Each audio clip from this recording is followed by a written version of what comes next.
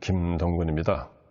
이번 실전 무역 실무는 무역 실무 핵심 강의로서 초급 실무자 또는 현장 업무를 하시는 분들이 놓쳐서는 안 되는 무역의 흐름 그리고 주요한 용어들의 정확한 개념 파악을 강조하면서 무역 실무의 전반적인 기본 이론들을 배워나가는 과정입니다.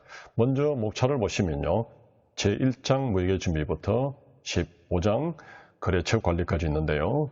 이 목차를 그냥 단순히 흘리지 마시고요.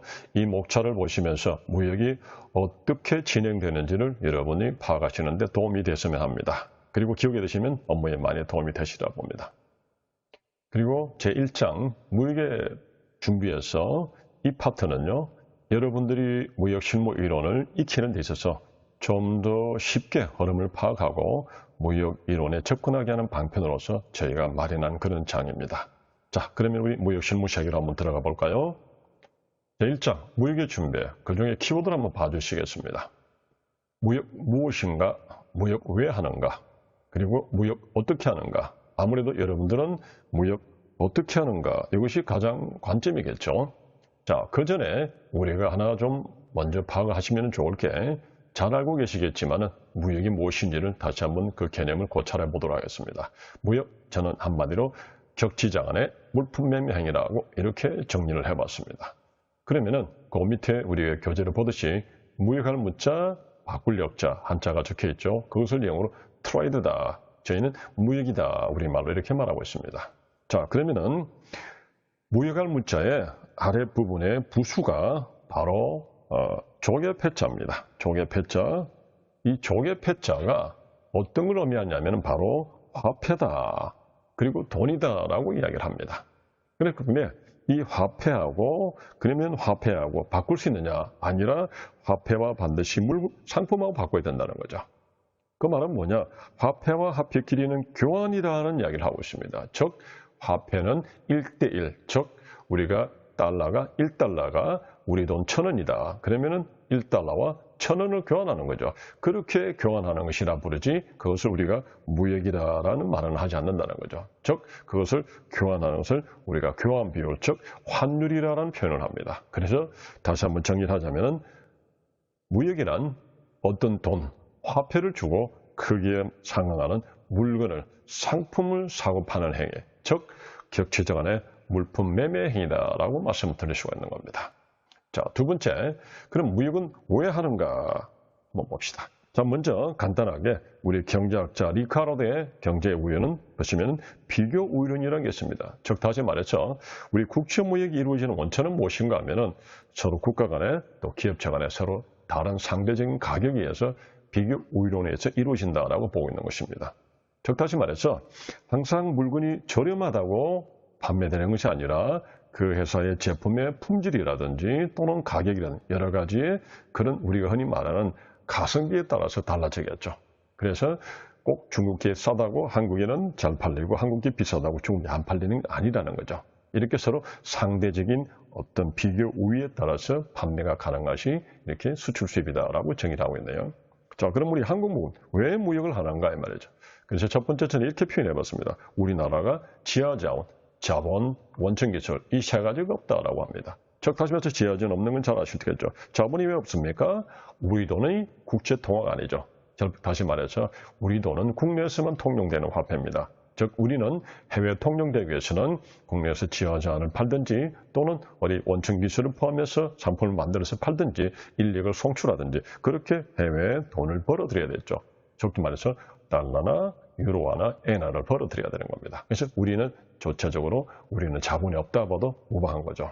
그리고 우리는 원천기술이 없다. 그래서 주로 우리가 소재라든지 이런 장비들을 많이 수입하는 파트를 많이 보고 계실 겁니다.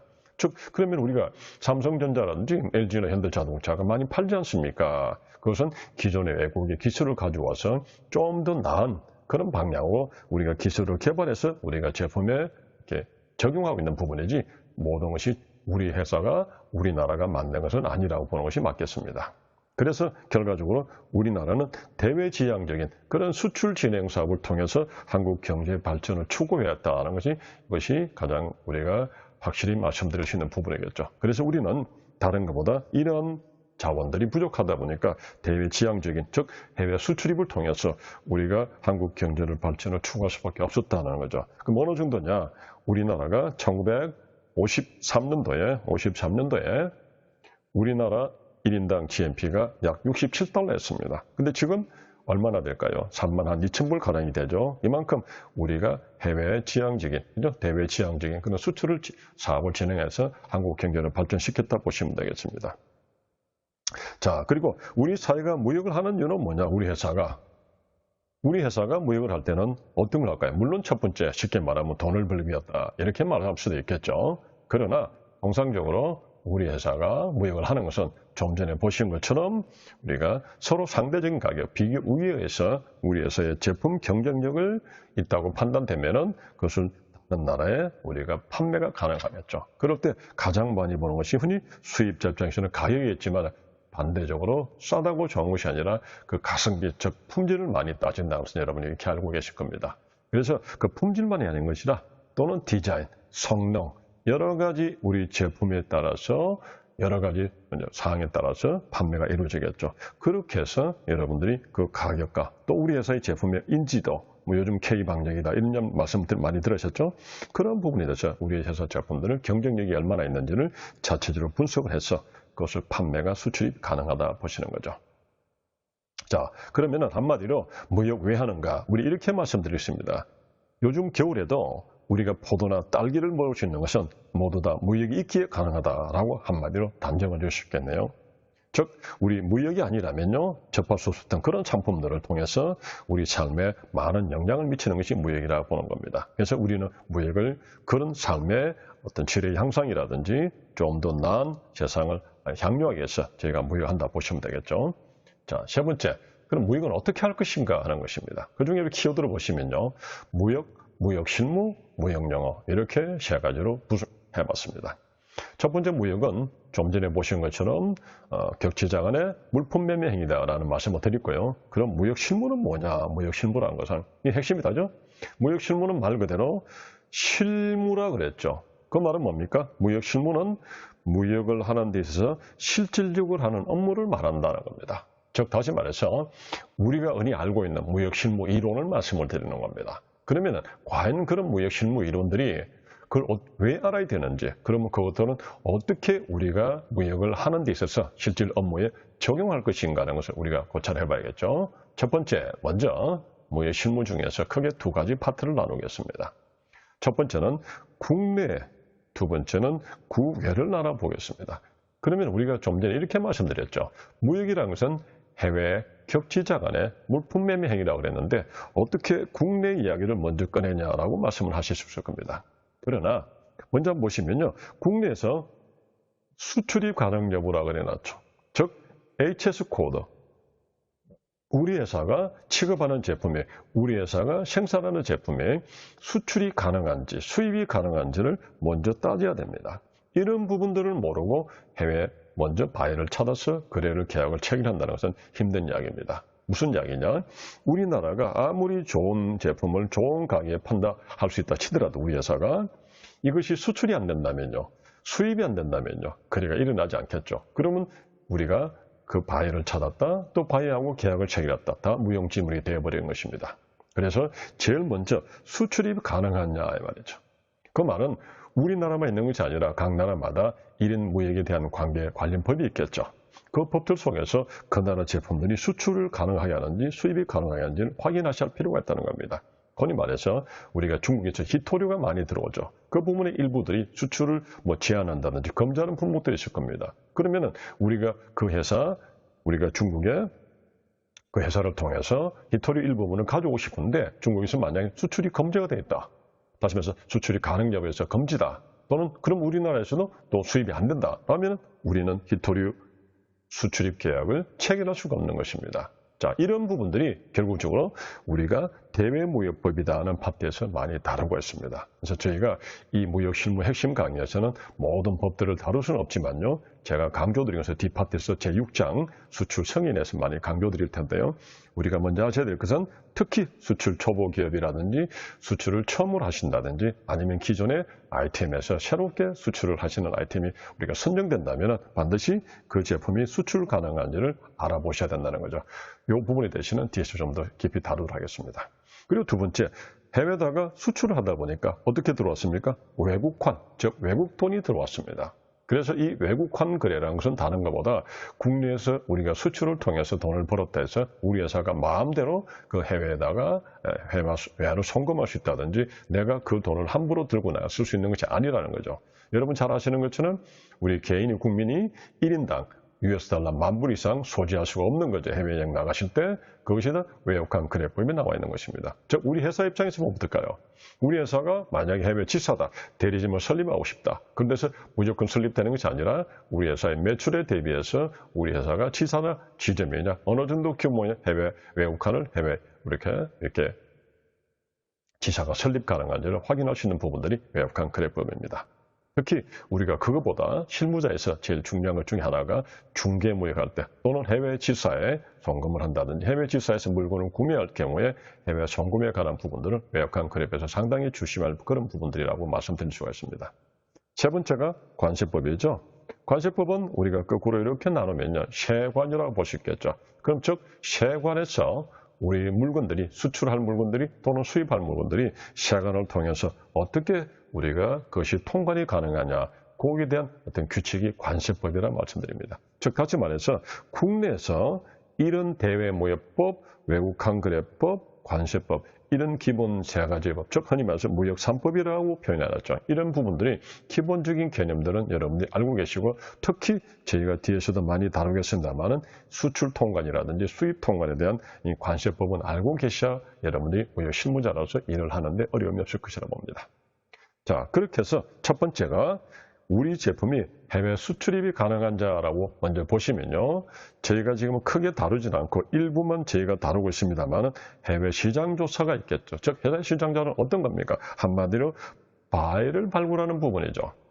그죠? 그러면은 바이를 우리가 발굴해야만이 우리가 계약을 할 거 아닙니까? 그것이 수출 계약. 그죠? 우리가 또 우리 물건을 사줄 바이를 구매자를 또 발급하면요. 어떻게 될까요? 우리가 수입자가 될 수도 있겠죠. 즉 다시 말해서 우리가 수출자라면요. 우리가 우리 물건을 구매할 바이를 우리가 찾아야 될 겁니다. 그것이 두 번째 방식이죠. 자, 그런데 그 상세한 우리 해외 시장 조사는 따로 저희가 해외 시장 과정을 따로 마련해 놨으니까 거기에 우리가 공부를 하시면 되겠습니다. 그럼 먼저 간단하게 해외 시장 간단히 어떤 게 있느냐? 첫 번째는 우리 제품이 상품 분석입니다. 좀 전에 보신 것처럼 우리 회사 제품이 경쟁력이 얼마나 있는지 그리고 우리 가성비는 얼마나 되는지 품질이나 성능이나 디자인이나 인지도라든지 우리 흔히 말해서 우리 제품에 또 더 나아가면 스토리텔링, 개성이죠. 이런 부분들이 얼마나 해외에서 먹힐 건지 그리고 그런 우리 제품들의 가격이나 등등 성능이나 품질력을 가지고 어느 나라에 어떤 지역에 어떤 시장에서 먹힐 건지는 시장 분석해야 되겠죠.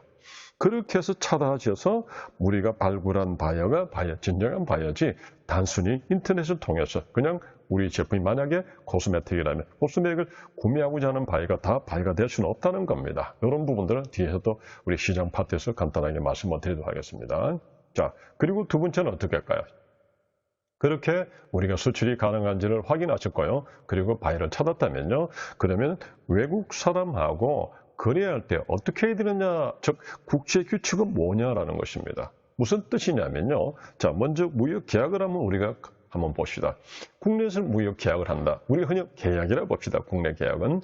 계약에서 우리는 어떻게 해야 될까요? 만약 여러분들이 아파트를 임대차 계약하신다면은 우리가 모든 조항들을 계약서에 넣고 끝에 뭐라고 우리가 기재하시죠? 나머지 우리가 계약한 나머지 조항들은요. 대한민국 상관법에 어긋난다. 그게 따른다. 이런 말들을 많이 쓰죠. 왜 그럴까요? 우리 계약은 국내에서 계약은 우리 한국법, 즉 다시 국내 상법이 적용되는 거죠. 그래서 그 법을 따집니다만은 그러면은 해외에다가 외국 사람하고 물건을 사고 파는 계약할 때는 국내법이 가능하냐? 아니겠죠.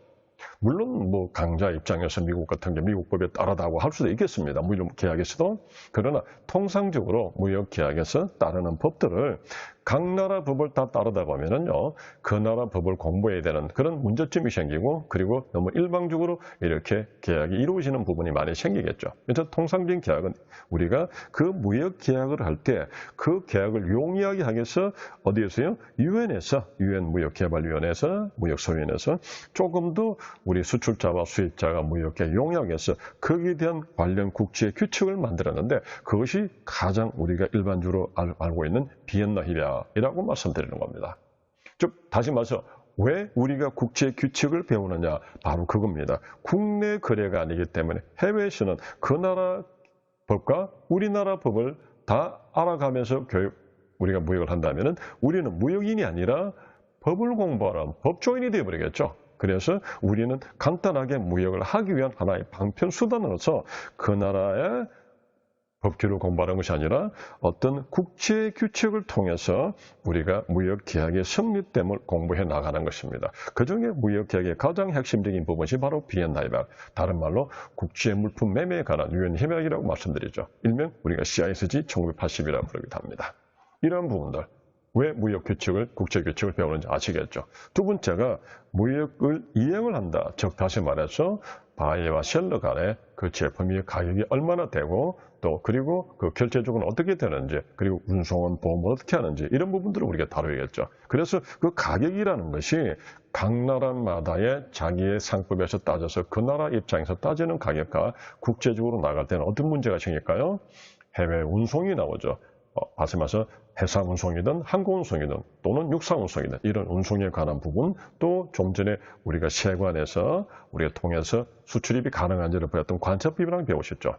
그런 세관에서 우리가 통관할 때 통관료라는 게 나오겠죠. 여러 등등 그런 여러 가지 물류비라든지 금융비라든지 이런 비용들이 우리가 원가에 위에 나갈 겁니다. 그런 것들을 어떻게 서로 간에 명확하게 셀러 바이끼리 셀러에 어디까지 책임을 질 것인지, 바이는 어디까지 책임을 지는 가격인지는 명확하게 하기 위해서 또 국제규칙이 바로 인코텀즈라는 그런 규칙이 하나 있습니다. 그것이 최근 버전이 2020이라는 버전이 하나 있죠. 그리고 우리가 또 중요한 것이 결제 파트죠. 이런 결제 파트가 셀러일 때는 가장 중요하죠. 자, 가격은 바인데 중요할 겁니다. 왜냐하면 아무래도 가격 가성비라 그래서 가격이 저렴하고 품질이 좋으면 좋겠지만, 셀러는 서로 얼굴도 잘 보지도 못하고 현장을 우리가 직접 방문해서 저희가 점검하지 않는 이상 그 셀러 바이끼리 우리가 물건을 주고받을 때 아무래도 돈을 먼저 선송금을 한다든지, 또는 했을 경우에 바이어는 또 셀러를 신뢰할 수 있을지 하는 의문이 생길 테고, 또한 우리 셀러 입장에서는 만약에 후송금이 돼버린다면은 바이를 신뢰했을지 하는 의문이 생길 겁니다. 그래서 그러한 결제는 결과적으로 셀러 바이가 그래도 중요하지만, 특히 셀러 입장에서는 어떻게 돈을 잘 받을 것인가 하는 부분이 굉장히 중요하겠죠. 그런데 그런 결제 방법은 국내에서 여러분들이 거래할 때 어떻게 거래하죠? 첫 번째는 현금 거래하죠. 그것을 우리는 국제거래에서는 송금 방식이라고 합니다. 왜 그럴까요? 현금은 바로 나타날 현재 현자입니다. 그런데 바로 현재 우리가 서로 물건을 사고 파는 사람끼리 바로 현금을 바로 주고받을 수 있지만, 해외 거래는 그렇게 할 수가 없죠. 왜? 내가 물건 하나 사서 그 현금을 주고 비행기 타고 갖다 줄 수는 없잖아요. 그래서 은행을 통해서 보낼 송자, 즉 송금을 한다. 그래서 우리가 현금 거래나 송금 거래다라고 국제거래에서는 말합니다. 그리고 여러분들도 자주 거래하는 단골집이라든지 또 거래선이 확실히 믿을만하면 외상을 주죠. 외상거래라 그러죠. 그래서 우리는 국제거래에서는 추신거래라고 말을 합니다. 그리고 세 번째, 여러분 어떻게 거래할까요? 개인적으로는 또 물건 하나 사고 팔 때 현금이 아니라 요즘은 많이 쓰는 것이 신용카드죠. 신용카드로 가지고 결제할 겁니다. 그런데 신용카드는 한도가 있죠. 한계가 있고. 그래서 국제거래에서는 기업 간에는 주로 그 신용카드가 아니라 바로 신용장 거래를 한다. 즉 국내 현금 거래, 그리고 외상 거래, 신용카드 거래를 송금 거래, 우리가 추심 거래, 신용장 거래라고 하시면 되겠습니다. 자, 그리고 운송은 보시는 것처럼 바다로 갈 것인가, 또는 항공으로, 육상으로 갈 것인가, 항공으로 갈 것인가 있겠죠. 역시 마찬가지로 보험도 해상보험, 항공보험, 육상보험이 있습니다. 그중에 가장 우리가 많이 신경 써야 할 부분이 해상운송과 해상보험에 관한 부분입니다.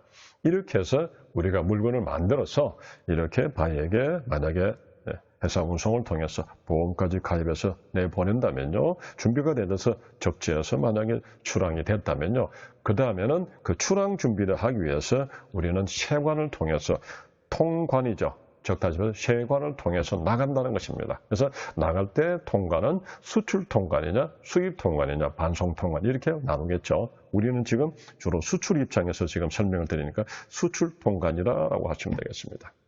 그렇게 해서 수출 통관할 때 세관의 관세법을 통해서 여기가 물품과 서류가 맞는지 또는 허가나 승인 품목이 맞는지를 확인하시고 세관에서 통관하게 되겠죠. 그리고 환급이란 우리가 수입을 하지 않는데 무슨 환급이 있습니까? 라고 말씀하시겠지만 여러분이 수입하지 않더라도 타사가 수입이었던 부분들을 우리 회사가 원료로서 구매했다면 거기에 대한 수출하게 되면 거기에 대한 환급도 이루어집니다. 그래서 우리는 수출 통관과 환급에 관한 공부도 좀 하셔야겠죠. 그리고 우리가 아무 문제 없이 통관을 통해서 끝났다면요. 거기서 맞추는 것이 아니라 제가 다시 한번 세 번째를 관리했죠. 굉장히 여러분들은 많이 소홀하는 부분들인데 이 부분들 신경 써주십사 해서 별도로 15강에서 우리가 거래처 관리라는 파트에서 사업 관리에 대해서 조금 많이 다뤄보고 있습니다. 즉 다시 말해서 여러분이 수출했던 물건들이 아무 하자가 없다면 끝나면 좋겠지만요. 만약에 하자가 생길 때 클레임이 발생하겠죠. 바이로부터. 그랬을 경우에 단순하게 클레임을 그냥 무시하지 마시고 빠른 시간 내에 클레임을 해결이 된다면 바이어가 우리 셀러를 신뢰할 수 있는 하나의 모티브도 될 수가 있겠습니다. 그리고 그 클레임이 해결되지 않는다면 결국 어떤 제3의 기관들이 개입해서 중재라는 걸 하는데요. 특히 우리가 중재, 뉴욕 협약이라는 부분은요. 국내에서 중재라든 해외에서 중재하든 그 중재법이 뉴욕 협약에 의해서 국제적으로 법적으로 인정이 된다는 부분이 굉장히 중요한 부분이기 때문에 우리는 특히 계약 파트에서 중의장을 꼭 명기를 하시는 것이 가장 좋다고 미리 말씀을 드릴 수가 있습니다. 그리고 여기는 빠져있지만 좀 전에 말씀드린 것처럼 바이의 사업관리 즉 바이어가 한 번 계약을 하고 나면 또 재주문하겠지, 리오더를 하겠지라고 막연하게 기다리지 마시고 계속해서 우리하고 거래할 수 있도록 그런 여건을 조성하는 것, 어떻게 관리하면 좋겠는가라도 한 번쯤 우리가 생각해 볼 필요가 있다고 말씀을 드리겠습니다. 자, 마지막으로 그럼 무역영어는 뭐냐? 무역영어는. 그런데 우리가 무역영어하고 영어회화는 어떤 상관관계가 있습니까? 라고 말씀 많이 하시는데요. 영어회화 반드시 필요하십니다. 그러나 영어회화는 일상적으로 서로 개인끼리 주고받을 땐 쓰는 거지만은 실질적으로 무역상담 영어는 그와 좀 다르겠지. 그냥 우리가 무역영어라 하는 것은 어떤 거냐면요. 우리가 해외에다 바이에게 우리 물건 사십시오라고 그렇게 거래 제의를 하겠죠. 이런 무역 서신을 비니셜 라틀 이렇게 말씀 많이 하고 있습니다. 또는 여러분이 잘 아시는 팩스나 또는 이메일 영어라 많이 들어보셨죠. 이렇게 서로 간에 팩스로 보내든 메일로 주고받는 그런 어떤 문장들. 이런 것들은 모든 것, 즉 하면서 무역 거래에 수반되는 모든 영어 통신문들 또 서류에 사용되는 모든 영어를 통칭해서 한마디로 무역 영어라고 말씀을 드리는 겁니다. 그래서 이런 무역 영어는 어떻게 공부를 잘해야 되는가? 잘할 수 있는가라고 우리가 한번 보면요. 결국 좀 전에 말씀드렸던 그런 무역 실무 있죠. 그런 실무들, 이런 실무들을 통해서 어떤 용어들이 실무들에서 어떻게 쓰여지는 것을 우리가 제대로 그 개념을 파악한다면요. 무역 영어 작성에 많은 도움을 되리라 보고 있습니다. 자, 여기까지 일단 1강을 마치도록 하겠습니다.